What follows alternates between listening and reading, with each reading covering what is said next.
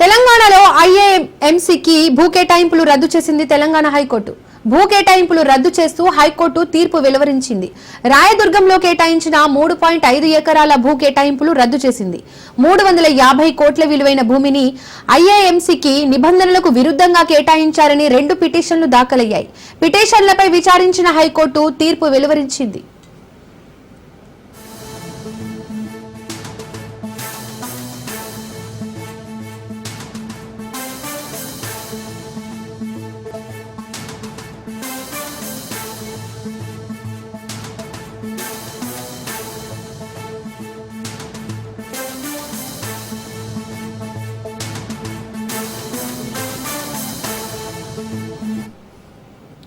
తెలంగాణలో ఐఏఎంసీకి భూ కేటాయింపులు రద్దు చేసింది తెలంగాణ హైకోర్టు.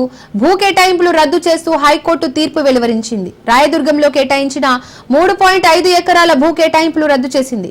350 కోట్ల విలువైన భూమిని ఐఏఎంసీకి నిబంధనలకు విరుద్ధంగా కేటాయించారని 2 పిటిషన్లు దాఖలయ్యాయి.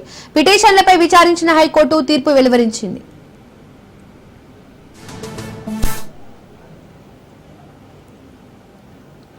ఇక భూ కేటాయింపులకు సంబంధించి మరిన్ని డీటెయిల్స్ మా ప్రతినిధి రాజు అందిస్తారు. రాజు,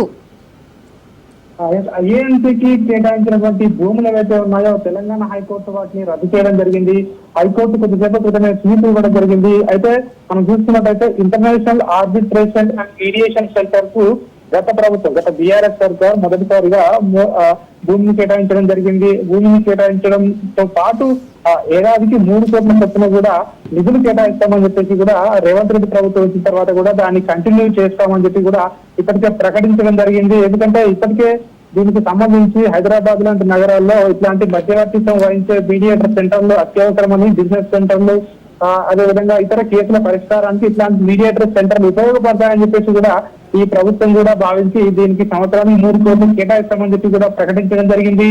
అయితే దీన్ని సవాల్ చేస్తూ ఇప్పటికే 2 న్యాయవాదులు హైకోర్టులో పిలివేయడం జరిగింది. కోటి రఘునాథరావు అదేవిధంగా వెంకటరామరెడ్డి అనే 2 న్యాయవాదులు వేరువేరుగా ప్రజా ప్రయోజన వ్యాజ్యాలు హైకోర్టులో దాఖలు చేయడం జరిగింది. దీనిపై హైకోర్టు విచారించినటువంటి హైకోర్టు ధర్మాసనం గతంలో తీర్పు రిజర్వ్ చేయడం జరిగింది. తాజాగా తీర్పు వెలువరించడం జరిగింది. ఈ యొక్క నిబంధనలకు విరుద్ధంగా భూమిని కేటాయించాలని చెప్పి కూడా హైకోర్టు భావించింది. 350 కోట్ల విలువైన ఈ భూమిని ఐఏఎంసీకి కేటాయించడం, అది కూడా నిబంధనలకు విరుద్ధంగా కేటాయించారని చెప్పి హైకోర్టు దీన్ని తప్పుపడుతూ ఈ యొక్క భూములను వెంటనే రద్దు చేయాలని చెప్పేసి కూడా రద్దు చేస్తూ తన తీర్పునైతే వెలువరించడం జరిగింది. దీనికి సంబంధించి రంగారెడ్డి జిల్లా శ్రీలింగంపల్లి మండలం రాయదుర్గంలో ఉన్నటువంటి సర్వే నంబర్ 83/1 ఫ్లాట్ నంబర్ 27లోని 3.5 ఎకరాల ప్రభుత్వ భూమిని ఏఐఎంసీకి కేటాయిస్తూ 2021 నవంబర్ 26వ తేదీన అప్పటి కేసీఆర్ ప్రభుత్వం జీవో విడుదల చేయడం జరిగింది.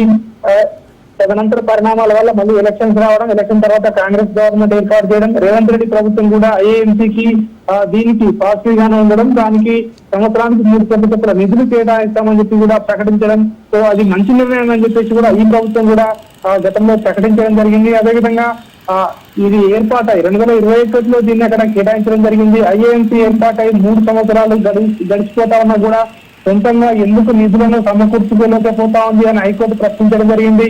సంవత్సరానికి 3 కోట్లు ప్రజాధనం ఒక ప్రైవేటు సంస్థకు కేటాయించడాన్ని తప్పుపడుతూ ఈ యొక్క పిటిషనర్లు అయితే హైకోర్టును ఆశ్రయించడం జరిగింది. సుదీర్ఘంగా విచారించినటువంటి హైకోర్టు ఈ ఫైనల్ తీర్పునైతే వెలువరించడం జరిగింది. International arbitration and mediation centre అనేది దేశంలోనే మొట్టమొదటిగా ఏర్పాటు చేస్తా ఉన్నామని చెప్పేసి ప్రభుత్వాలు గతంలో ప్రకటించడం జరిగింది.